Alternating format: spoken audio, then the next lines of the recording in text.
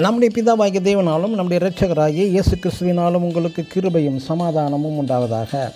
கிறிஸ்து இயேசுவுக்குள் அன்பான சகோதர சகோதரிகளை, இன்று நாம் தியானத்துக்கு எடுத்துக்கொள்ள இருக்கிறதான வேத வசனம் 1 யோவானின் புஸ்தகம் 4ஆம் அதிகாரம் 16ஆம் வசனம். அன்பில் நிலைத்திருக்கிறவன் தேவனில் நிலைத்திருக்கிறான், தேவனும் அவனில் நிலைத்திருக்கிறார். ஆமேன்.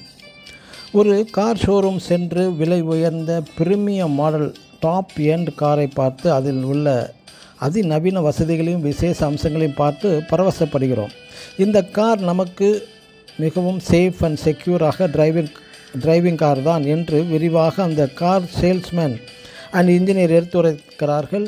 இது போதுமா என்றால் போதாது. இந்த காரை அனுபவிக்க நாம் முதலில் சொந்தமாக்கினால் மட்டுமே அதன் விலையேறப்பட்ட அதிநவீன உயர் அம்சங்களை அனுபவிக்க முடியும் என்று அன்று அநேக ஊழியர்கள் மற்றும் பல கிறிஸ்தவர்கள் இந்த மேலான தேவ அன்பை குறித்து புகழ்ந்து பாடுகிறார்கள்.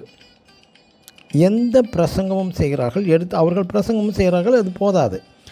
அவற்றை நாம் அனுபவிக்க வேண்டும். இயேசு கிறிஸ்து மூலமாக அவரது கல்வாரின் விசேஷ அன்பு வெளிப்பட்டு விட்டது. அப்படிப்பட்ட அவரது மேலான அன்பை நமது இருதயத்திற்குள் கொண்டு வந்து அனுபவிக்க வேண்டும்.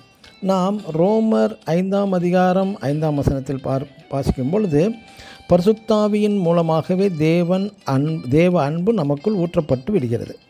இன்று அநேக கிறிஸ்தவர்கள் தேவ அன்பை பற்றி அறிந்தவர்கள், ஆனால் அந்த அன்பை அனுபவித்தவர்கள் இல்லை.